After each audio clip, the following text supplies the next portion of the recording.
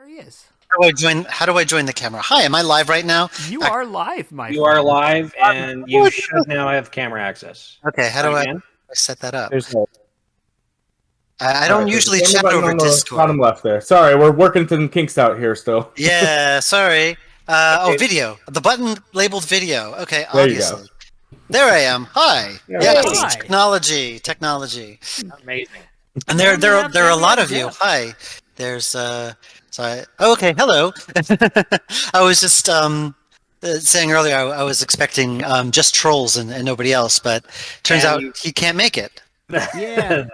Yeah, we're sorry to hear that. We're sorry to. Well, we were sorry to hear that he couldn't make it, and we're sorry to tell you that he couldn't make it.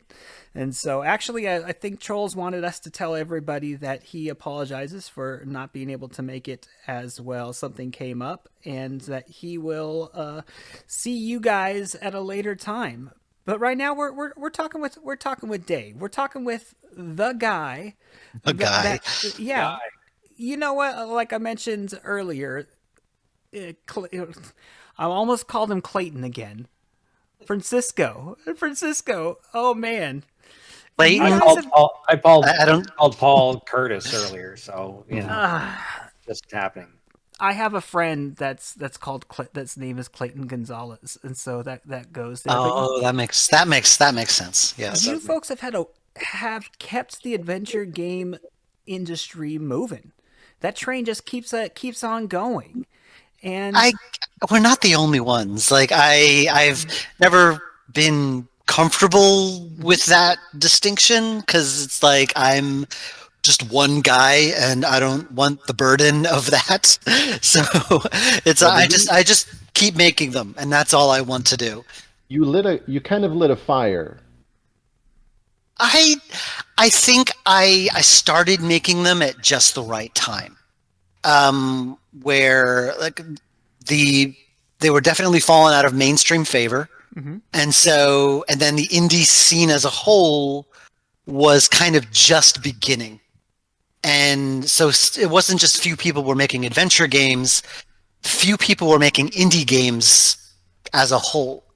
So when I started making them, I was able to kind of like get in on the ground floor with the scene because it was so small.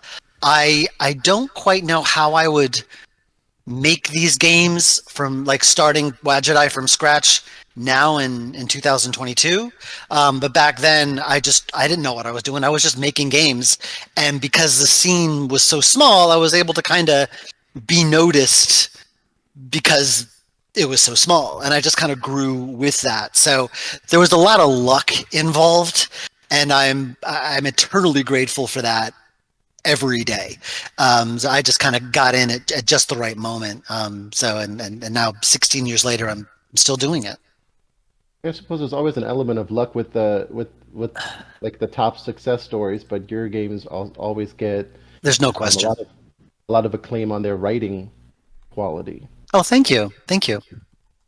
Yeah, it's funny because I remember at the PAX panel when we were talking about, well, not we, when they were asking all you developers about puzzles, your favorite puzzles and everything, and you had said, "I hate puzzles," and I think I that's hate puzzles. I mean, know. did I say hate puzzles? I don't know if those were the exact words, but you said you intensely dislike puzzles, and I think that's really interesting because I think, especially with Blackwell and the two character dynamic, you have a very ingenious puzzle design, and I really like that it's so grounded in logic and maybe not the rules of physics because you have a character that can go through walls, but there's consistent rules and there's a methodology, and you kind of keep those things in mind. So, and you can kind of figure out how to solve anything if you remember all the rules the game has taught you along the way. So It's sort of like what Francisco was talking about earlier, how if the puzzles are very grounded, they kind of become, they're not necessarily easy, but they're kind of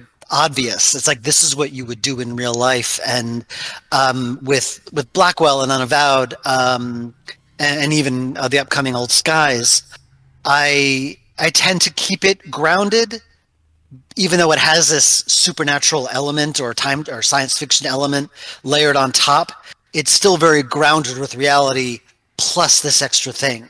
And the extra thing is kind of the sauce that makes it special. It's like, yeah, maybe Joey going through a door that's locked and seeing something inside and then relaying that information to Rosa, and then she can solve the puzzle is simple, but it's something very unique to those characters.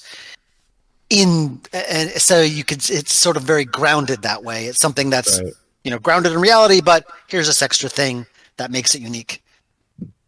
Yeah, absolutely. So, Dave, it probably varies on a game-to-game basis, but I'm curious about your role as producer of some games and sort of more hands-on with others. What exactly is your role at Wadjet personally? If you figure it out, let me know. There's no rhyme or reason to how I do anything.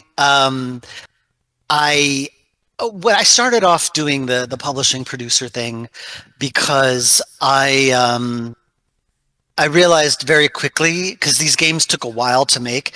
At the time, they took around a year, which sounds quaint to me now. Yeah. But at the time, I would spend all the money I had making a game, and then it had to be at least a decent success for me to stay in business, pay my bills, and make the next game.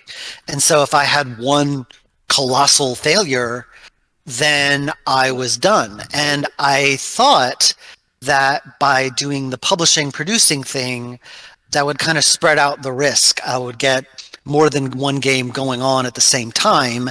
And that way also I could take a little bit more time with my own stuff, and people won't forget who I am, kind of keeping the Wadjet brand out there in the world while I'm working on my own stuff. And so that was my motivation, the reason why I started doing it. It was a bit hubristic because at the time I was being published by PlayFirst, and I thought, I know how to be a publisher. I'll just do what PlayFirst does. And not that PlayFirst was a bad publisher. It's just that there's a lot more to it than just imitate what the other guy does. And I learned that very quickly. Kind of figured out what games worked for me, what games didn't, what kind of role I should play. It varies from game to game. Some games need, I could be just more hands off. Maybe they need help with like art or music, or even just production. They want feedback, QA. I always handle the voice acting. That's something I always help with. My role tends to vary, and there's no rhyme or reason to A, how I work, and B, why I take on any particular project. It's always just been a gut feeling, how busy I am, or position of the moon. I have no idea. I just go with what I like and what I think I could actually where I could actually help. If a game doesn't really need my help, I'm not sure what value I bring. Again, no rhyme or reason. It just I just go with my instincts. So in terms of oversight, you're basically more receptive to what the developer needs rather than not that you would ever present yourself this way, but like I'm the boss and I want things to go a certain way kind of thing. I mean, I will insist on some things. I usually I've learned over the years that I have no idea what makes a game good. Because if we knew that, if there was a way to figure that out, we'd all make amazing good games. There's no way to know for sure. But I do know what hasn't worked before.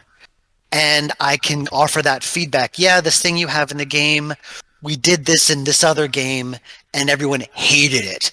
Got a lot of bad feedback on that. So maybe let's try something else, that kind of thing. Often, since I'm not as deep in the weeds or as emotionally invested in a project, I can have that distance where I can think, I know you care, but I don't care. Let's get the player to care about this. What can we do? That kind of stuff. Right. I feel very strongly about making the player feel things. So often I will try to improve that. But if a developer pushes back, I'm not going to fight with them. I don't want to we'll drag out fights on things. There's some things I feel very strongly about. Things about like voice acting or stuff like that. I feel like that's kind of my area. I've done that a lot. I kind of know what I'm doing at this point. But in terms of other things, like if a developer feels really strong about something, I'll concede and then say I'll told you so later, that kind of thing. Someone just dropped off. Did something just happen, or looks that's like okay. we looks like we lost Jeff. So in that vein of what we were speaking of, how would you say that Wadjet has evolved from the incarnation of it to now? Your development style, the staff that you have. I mean, for the most part, I'm still the same guy. I'm still one guy with a laptop, editing my voiceover on Audacity, working at Adventure Game Studio. I think what really separates, the only thing that really separates someone who's a newbie and someone who's done it for a long time is just you have more experience doing it. And I often think about when I started, I don't necessarily think that I'm like a better writer or better developer, so much that I've had a lot more experience being a writer and being a developer that I can draw on that experience to make what I make better, which kind of means that that things take longer. And I second guess myself a lot, because whenever I sit down to make something, I will think, okay, will this work? I have all these this experience telling me that, this works, this doesn't work. I should do this, I shouldn't do this. And I will second guess myself to infinity.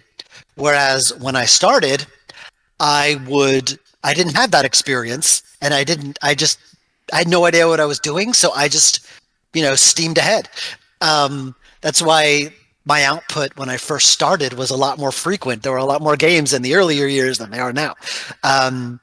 So I think I'm a lot more methodical. It takes me longer. I think too much, which is the enemy sometimes. I definitely take I take a lot more care. I try to think about personal experience and personal things to draw from. I want to feel something when I create it, and often finding that emotional connection between me and what I'm making is sometimes what takes a long time. I want to find not just new stories to tell, but new reasons to tell those stories. Why am I telling the story? Because if I don't have a reason to tell the story or to make that game, then it's going to be completely soulless. And the audience and the players will notice. They will notice. It'll seem very shallow and hollow. And it's no coincidence that the games I maybe didn't put that personal investment in are the ones that the critics didn't like and didn't sell as well. So I spent a lot of time trying to find that connection.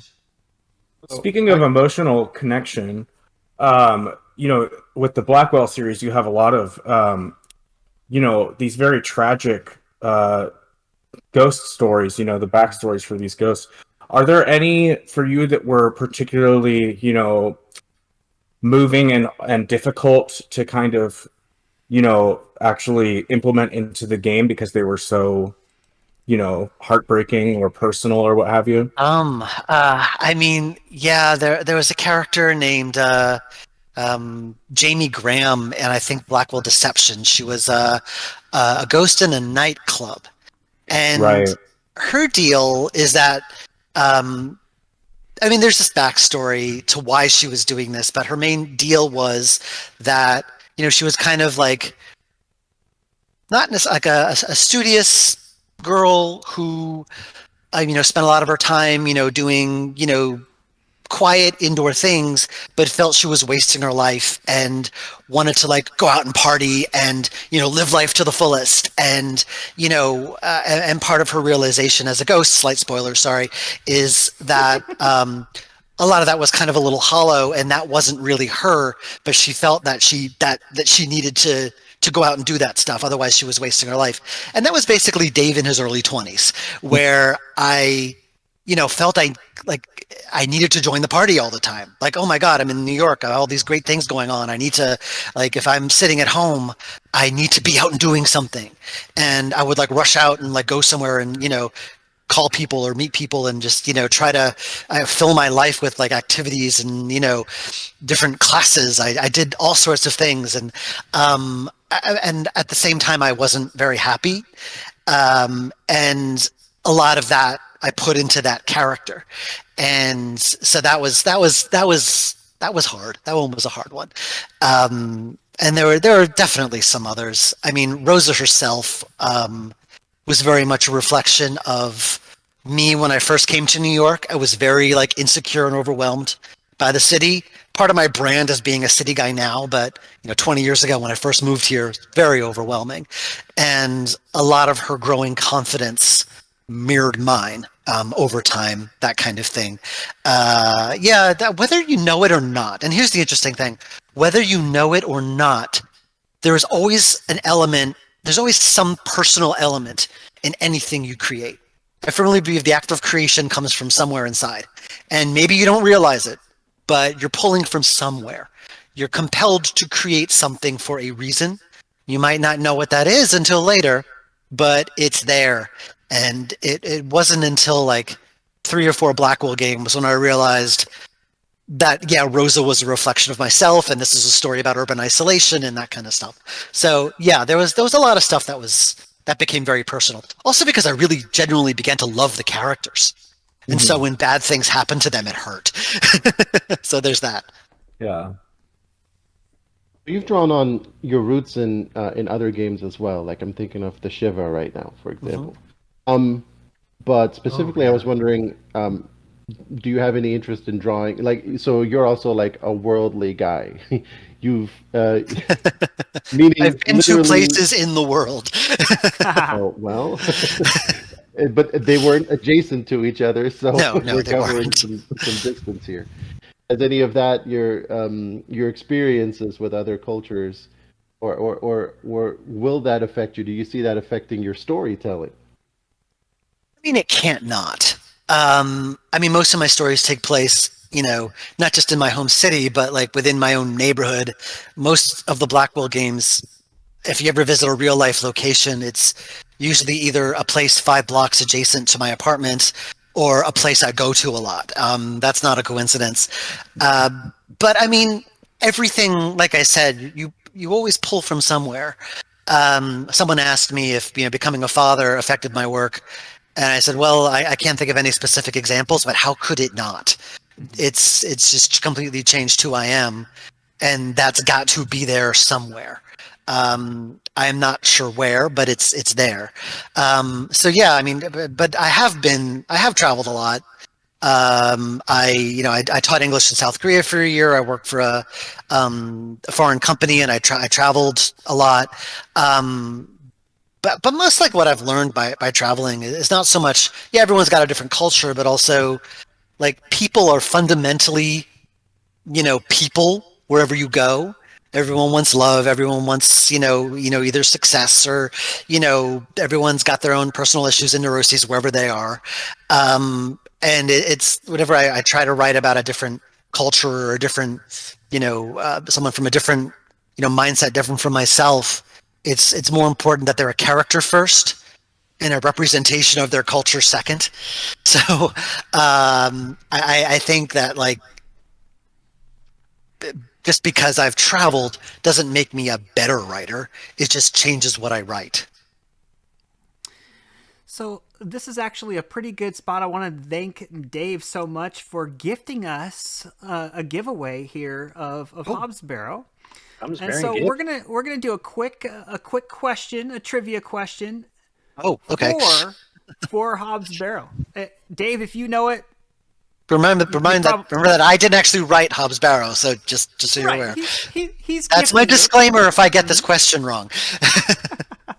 Well, I'm not asking you. I'm gonna ask everybody else. So for the game, and so it's a trivia question. So This for the is not chat. going to be. This is going to be in regards to Dave, though. So, who should you contact for all your network protection needs in the Blackwell games? Pertaining to Dave, Mr. Dave Gilbert, first one who gets it right. I mean, really, there's no answer because there is no such person. Mm-hmm. Ooh, that's Still mad about that. There's no such. I don't know who that is. My answer was People I keep don't- asking me about that, and I have no idea what they're talking about. I'll run this I've by always again. hoped it would There's come. a halo appearing up over my again. head right now. So The question is one more time here because no one's got it yet. Surprising. Who should I don't want to you- say it because Who should you contact for all your network protection needs in the Blackwell games?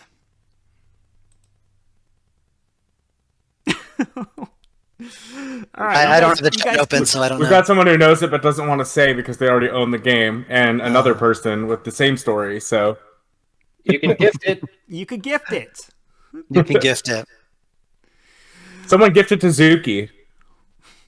All right. Well, let's keep going while we get that figured out. Why don't you Well, tell us speaking- about what your role in Hobbs Barrow? Well, I was primarily publisher, producer. I mean, the game was handed to me practically gift wrapped when I first played it. I made some suggestions on things I would like to see in the game, and they took most of them on board, so that was nice. I mostly handled the voice acting, which was a challenge because I've never worked with a full British cast. And not being British, that was an extra challenge. But I had so much fun because I know a lot of British voice actors, that I had never been able to work with before, and now I could. So that was exciting. So yeah, don't like I shouldn't go there because you get me started on voice acting. This will become the voice acting interview. But yeah, that was probably my primary role, just kind of handling that, the QA, like the marketing, the sales stuff, kind of taking care of it when it's done, the brand name for whatever that's worth, that kind of stuff. So yeah, that was essentially my role. Well, I'd love to apparently be a it's worth fly a on the lot wall. because you're highly sought after to do that. Thank you. I appreciate that. I never quite know what to say. I think at this point I think the brand means something because I've just done it for so long, but I'm really, that means a lot. That does mean a lot that the people that they trust me enough with their babies. That does mean a lot. And especially the voice. I mean, honestly, the reason why I wanted to publish Hobbs Barrow is because I wanted to handle the voiceover. That was primarily the reason why I played the demo, and I'm just like, I contacted the dev and I said, please tell me you're going to add voice acting to this. And Sean, the developer, he said, well, if we could find a publisher who will help us with it. So that's basically how I became the publisher. I mean, that's the reason. I'm sure I've had worse reasons to publish a game. But yeah, like I said, no rhyme or reason to anything.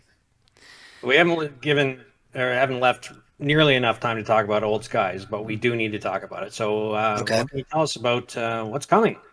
Okay, well, there's another game coming first. That's Richard Cobbett's Nighthawks. Right.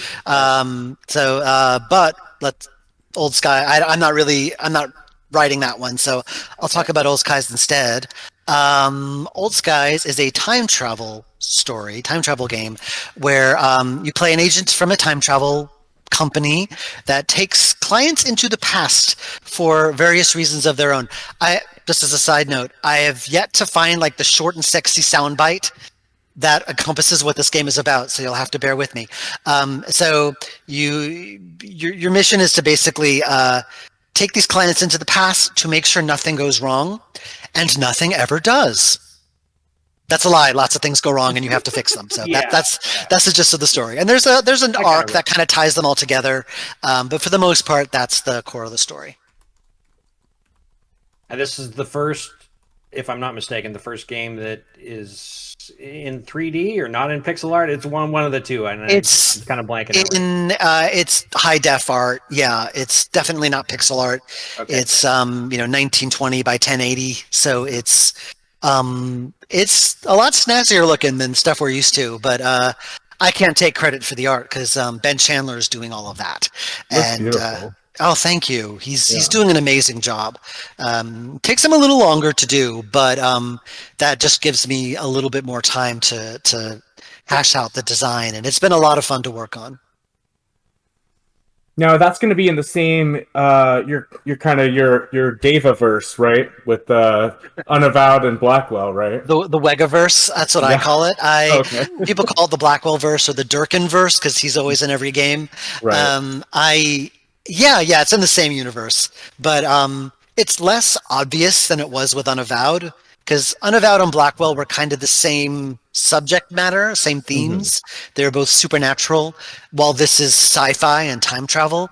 So there are a lot of references, but nothing that blatant. And you see like ancestors of characters that you might already be aware of, that kind of stuff. So it's in the same universe, but there's no real solid connections between them. And Time I am travel as certainly a- looking forward to it, and I think I speak for everybody. You got something to ask him real quick, Pascal? I was just a comment. Time travel as a consumer service. That's an interesting twist. I mean, usually time travel is just a thing that happens to somebody, right, in a game or a movie. Yeah, I kind of made it a blue collar job. It's just something that happens, and I kind of like that because it both lowers and raises the stakes, because it's like, oh, when you do a time travel story, you got to worry about paradoxes, but they don't care. They're protected and insulated from that, so it's like they don't care, and it can lead to some very funny character moments where just things change around them, and it's just another day at the office. We do have paradoxes that we're gonna run into. Yeah, Okay, but it's almost like they don't care. It's like, oh, let's go to that Indian place. Oh, didn't you hear it stopped existing yesterday? That kind of stuff. So it's like they just don't care. So it's kind of taken like this one danger with time travel stories, and it's just removed it completely, and that freed me up by a lot. And it's made it fun. I've had a lot of fun with it. Speaking of fun, we've had a whole lot of fun with you, Dave, and we always have fun playing your games. Oh, thank you. Tell everybody where they could find you if they don't know already. Okay, I mean, wadjetigames.com or wadjetigames on Twitter. I mean, honestly, I'm very easy to find. If you Google me, I'm everywhere. We have a Discord channel. Yeah, I'm easy to find. I don't really need to tell you where to find me because I'm findable. So yeah, come find me. He is easy to find in the, would you call it the Wagosphere? Is that what it is? Wagosphere? Wagosphere? It's about your universe. I'm just easy to find just in general. Yeah. I'm very online. All right, my friend. We appreciate you coming on, and we wish you This continued success. That just Thanks, zoomed. Dave. Same to you. Good luck with the website, man. Thank you. Really appreciate it. Thanks, Dave. Dave. Thank you.